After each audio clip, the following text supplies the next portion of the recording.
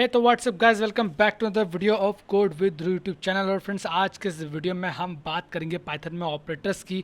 क्या होते हैं ऑपरेटर्स, किस टाइप के होते हैं, कैसे यूज़ करते हैं उसको पाइथन में, सारी चीज़ें आज की इस वीडियो में डिस्कस की जाएंगी।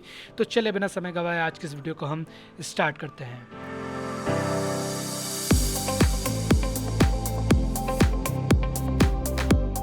फ्रेंड्स, जैसा कि आपको मालूम है कि पिछले वीडियो में हमने कमेंट्स के बारे में बात की थी, तो अगर आपने वो वाला वीडियो नहीं देखा तो आप यहाँ पर क्लिक करके वो वाला वीडियो देख सकते हैं। तो यहाँ पर मैं जाऊँगा प्रोजेक्ट में, एक नई फाइल क्रिएट करूँगा दोस्तों। 04th वीडियो हमारा ये। और वैसे फोर्थ तो ये हमारे कोडिंग का जो है वो फाइल है। वीडियो तो हमारा शायद ये 5th या 6th है। तो इसका मैं नाम रखूँगा ऑपरेटर्स।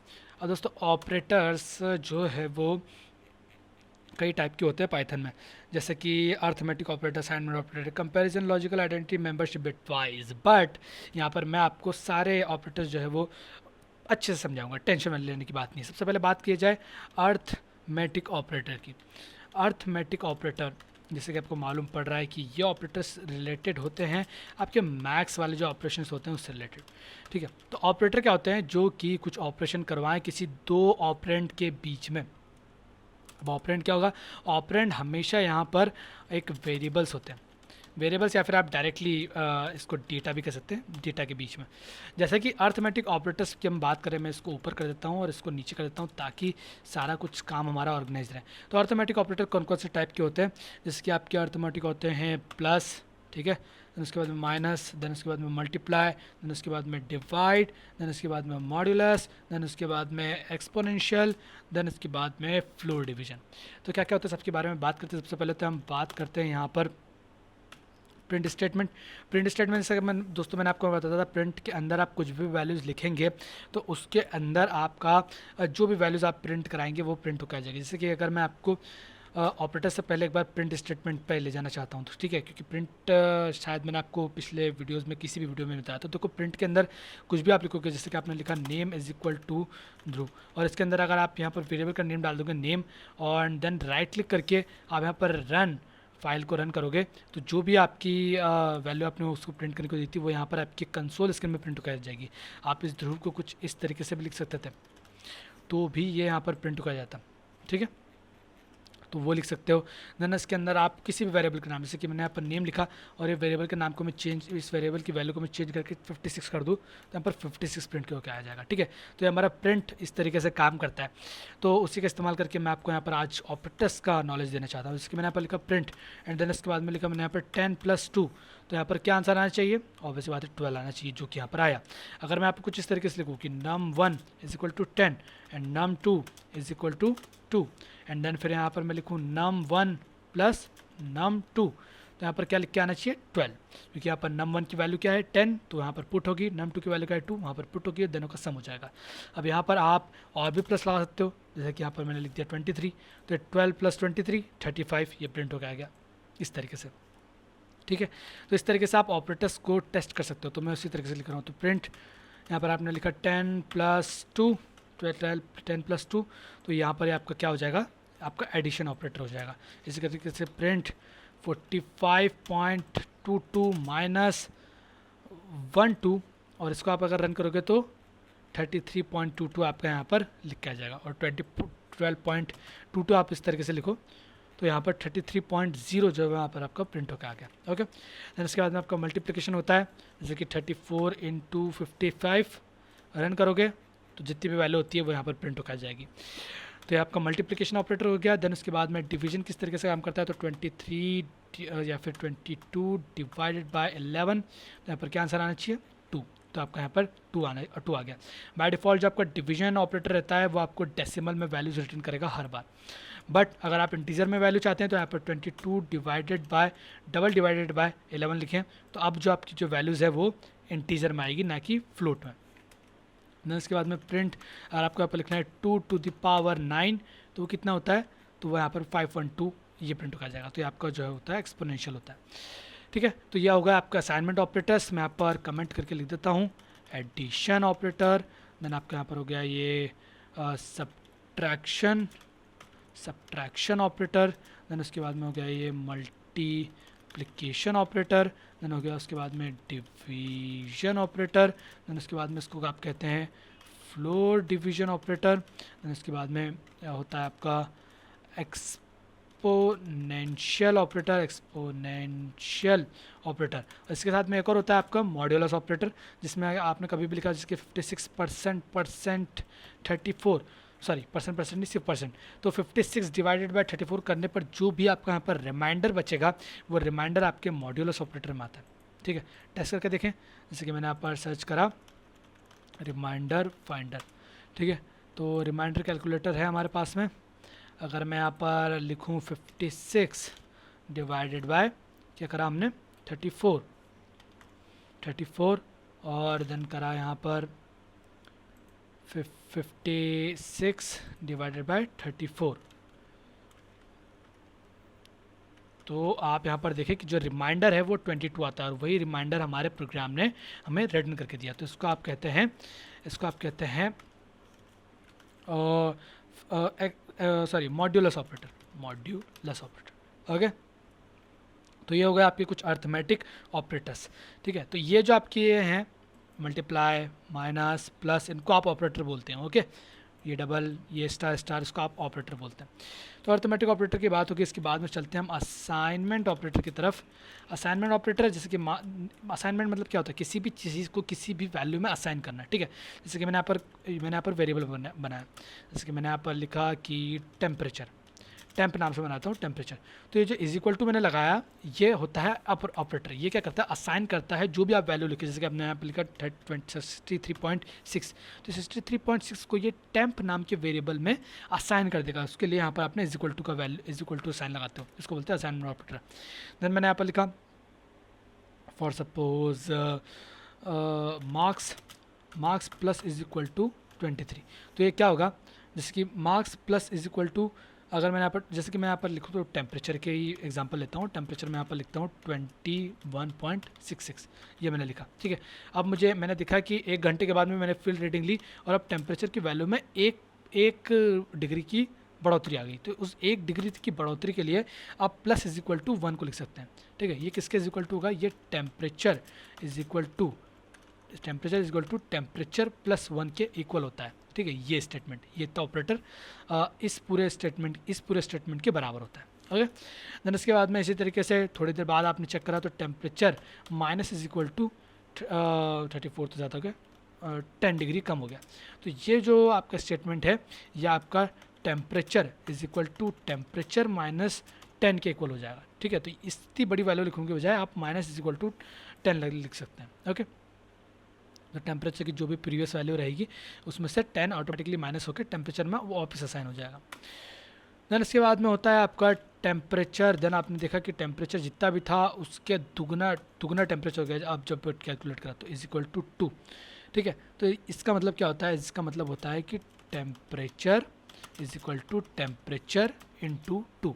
ठीक है, तो is equal to temperature into 2 का आप इंटू इज इक्वल टू 2 लिख सकते हो, तो ये इसके बराबर होता है। ओके, इसी तरीके से आपका होता है डिवीजन के लिए, अगर आपने लिखा temperature divide is equal to 2, तो ये जो हो जाएगा वो हो जाएगा आपका temperature is equal to temperature divided by 2 के। ठीक है, देन इसके बाद में होता है आपका temperature percent is equal to 3, तो ये होता है आपका temperature is equal to temperature percent 3 के मॉड्यूलस के बराबर होता है। तो उसके बाद में हो जाएगा temperature exponential is equal to 3, तो ये हो जाएगा आपके इसके बराबर temperature is equal to temperature exponential of 3 के बराबर। ठीक है, तो जो वैल्यू आपकी यहाँ पर रिटर्न होगी, मतलब जो ऑपरेशन आप ये कर रहे हो, ये पूरा जो ऑपरेशन कर रहे हो उसके बराबर ये छोटा सा ऑपरेशन बराबर हो जाता है। ठीक है, देन इसके बाद में और भी इसके काफ़ी सारे ऑपरेशन होते हैं, बट उससे हम बाद में देखेंगे। फिलहाल के लिए आप इतना को ध्यान रखिए। मैं बता देता हूँ इसके बाद में और क्या क्या होता है। जैसे कि आपका होता है floor division is equal to, then इसके बाद में होता है आपका एंड इज इक्वल टू। अब ये एंड आपने अभी तक पढ़ा नहीं है तो आप सोच रहे होगे कि ये एंड क्या होता है, इसके बारे में हम पढ़ते हैं, मतलब इसके बारे में हम जानेंगे। एंड देन इसके बाद में होता है आपका कुछ इस तरीके से इज इक्वल टू। ठीक है, ये एक होता है। देन उसके बाद में ये भी आपका एक असाइनमेंट ऑपरेटर होता है। ठीक है, तो और इसके बाद में इस तरीके का आपका एक असाइनमेंट ऑपरेटर होता है। और इस तरीके का आपका एक असाइनमेंट ऑपरेटर होता है। तो ये क्या क्या चीज़ें होती हैं सबके बारे में बताया जाएगा, बट अभी के लिए आप इतनों को ध्यान रखें। तो ये भी सब आपके किसके अंदर आते हैं, असाइनमेंट ऑपरेटर के अंदर। अब इसके बाद में आते हैं हम नेक्स्ट ऑपरेटर की तरफ, नेक्स्ट ऑपरेटर कैटेगरी की तरफ, जो कि होती है कंपैरिजन ऑपरेटर। तो कंपैरिजन ऑपरेटर क्या होता है दोस्तों? कंपैरिजन, जैसे कि आपको मालूम है कि ये ऑपरेटर क्या करते होंगे, किसी वैल्यू को किसी वैल्यू से कंपेयर करते होंगे। बिल्कुल सही आप सोच रहे हैं, ये वही करते हैं। जैसे कि मैंने यहाँ पर लिखा प्रिंट 10 इज इक्वल टू 10। तो क्या 10 बराबर होता है 10 के? हाँ बराबर होता है यार।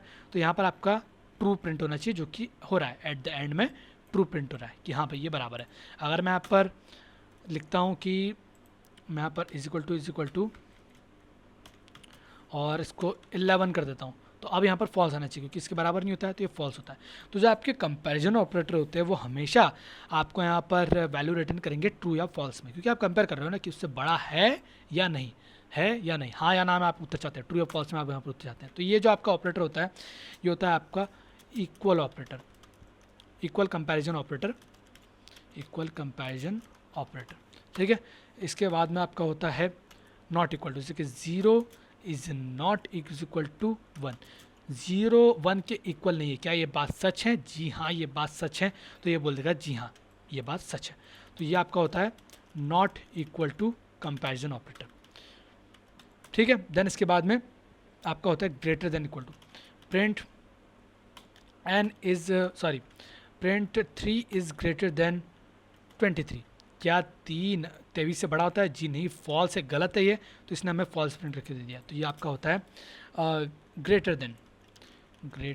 Then comparison operator. देन इसके बाद में आपका होता है less than. 3 is less than 23। क्या है सही है? बिल्कुल सही है यार। तो ये आपने इसने आपको एंड में ट्रू रिटर्न कर दिया। तो ये होता है आपका less than comparison operator. Then इसके बाद में होता है आपका ग्रेटर देन और equal to. Print 3 is greater than और इक्वल टू 3। तो क्या 3 से बड़ा या बराबर होता है? जी हाँ बराबर होता है, तो ट्रू रिटर्न कर दिया, इसने ट्रू रिटर्न कर दिया। और अगर यहाँ पर मैं 4 लिखता हूँ तो ये फॉल्स रिटर्न करेगा, क्योंकि बराबर तो ये है नहीं और बड़ा भी नहीं है 3 4 से, तो फॉल्स रिटर्न कर दिया इसने। तो ये आपका होता है ग्रेटर देन और इक्वल टू। ठीक है, देन उसके बाद में होता है आपका प्रिंट 4 इज़ लेस देन और इक्वल टू 3। तो क्या 4 3 से छोटा होता है? जी नहीं, गलत। क्या 4 7 से छोटा होता है? जी हाँ सही। तो इसने ट्रू हमें रिटर्न करके दिया। तो आप वैल्यू देखिए हर बार यहाँ पर चेंज हो रही है। तो इसका होता है ये लेस देन और इक्वल टू, ठीक है। अब यहाँ पर कुछ ये भी चीज़ आप ट्राई कर सकते हैं, जैसे कि DHRUV is equal to DHRUV। क्या DHRUV is equal to DHRUV? Spelling यहाँ पर मैच की जाती है, तो जी हाँ ये बराबर है, तो ये आपको ट्रू रिटर्न कर देगा। अगर मैं यहाँ पर स्पेलिंग में थोड़ा सा गामा जमेल कर दूँ, मैं इसको V इधर कर दूँ, U इधर कर दूँ और फिर रन करूँ, तो क्या मुझे ट्रू रिटर्न करेगा? जी नहीं, फॉल्स, स्पेलिंग मिसमैच हुई, स्पेलिंग गलत हो गई।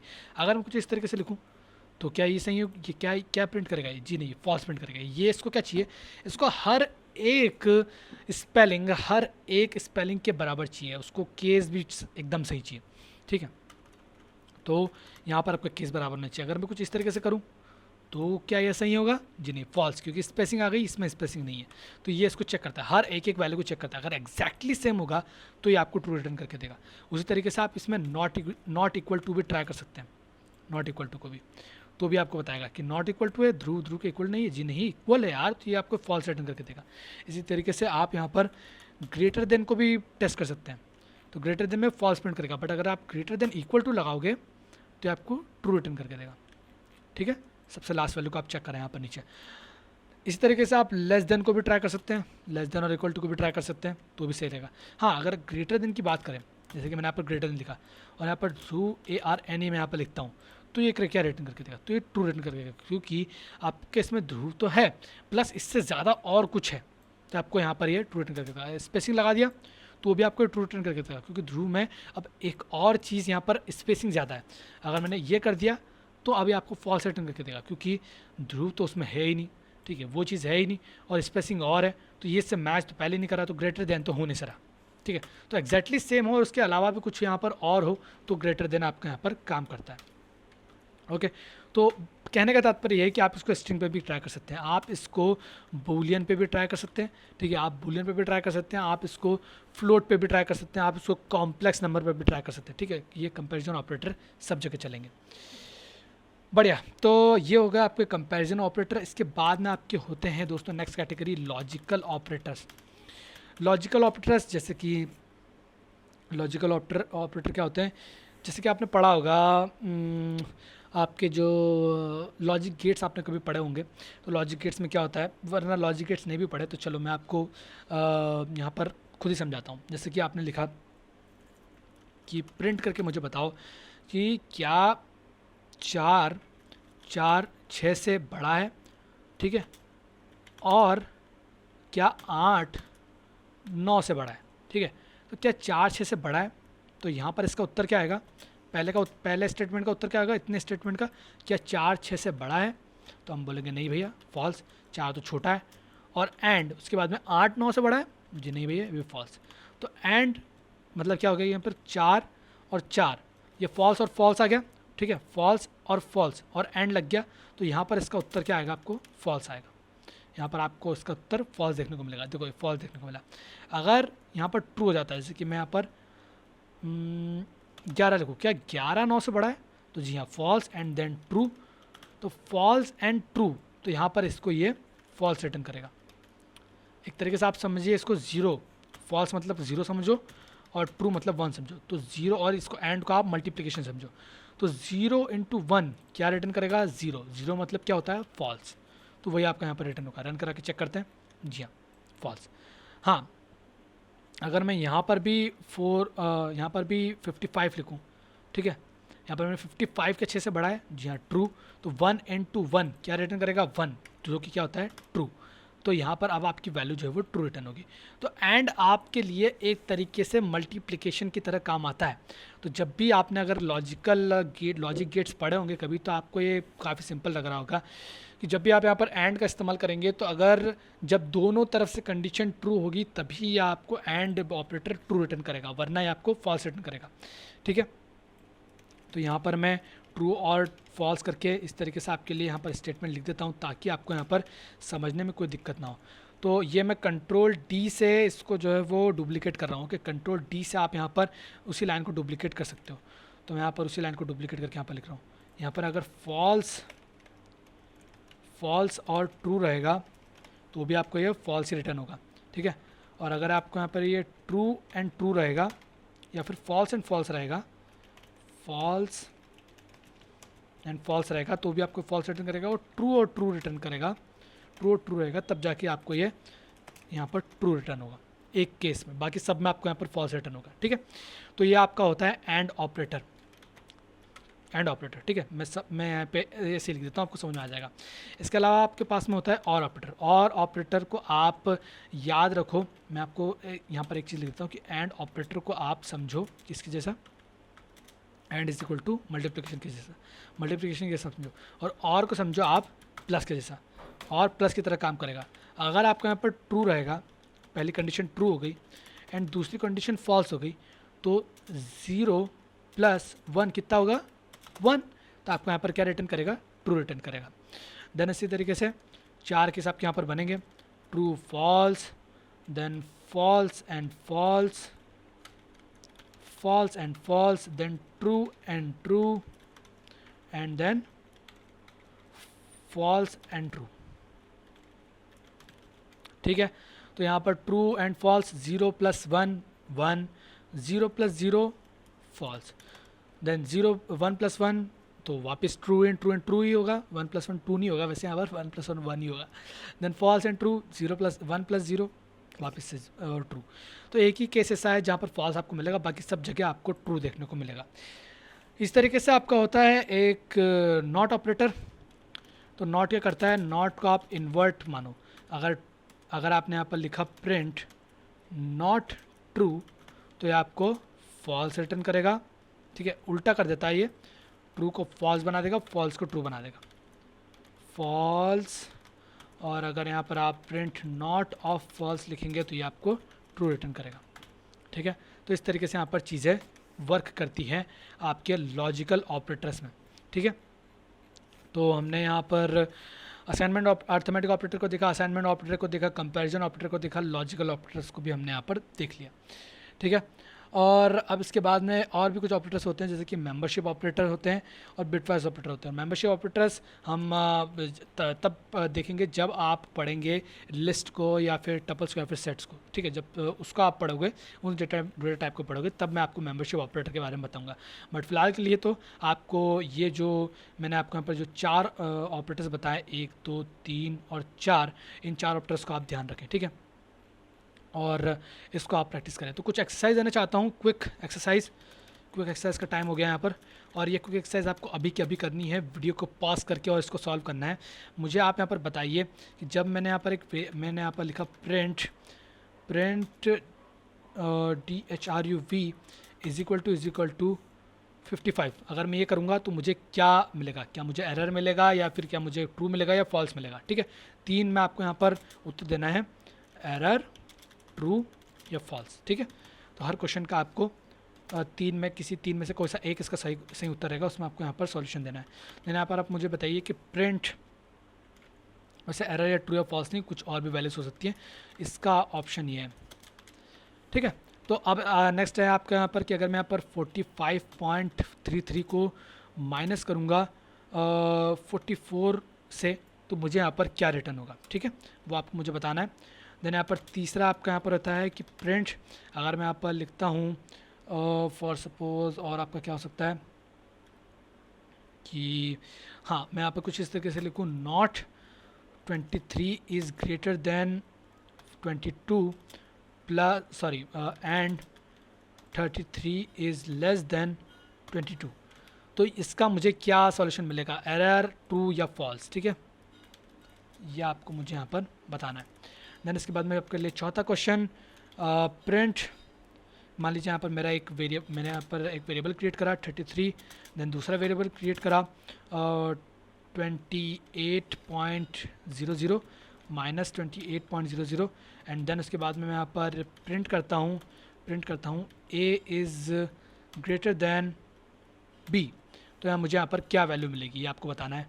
पांचवा प्रश्न है आपके लिए यहाँ पर कि मुझे मैंने यहाँ पर लिखा a is equal to 33 and b is equal to 44 and c is equal to 12 या फिर 0.44, और फिर मैं यहाँ पर लिखता हूँ print a into b minus c, और इन पूरे का इस ये जो पूरा ब्रैकेट है, इसका मैं एक्सपोनेंशियल लगा दूंगा c से।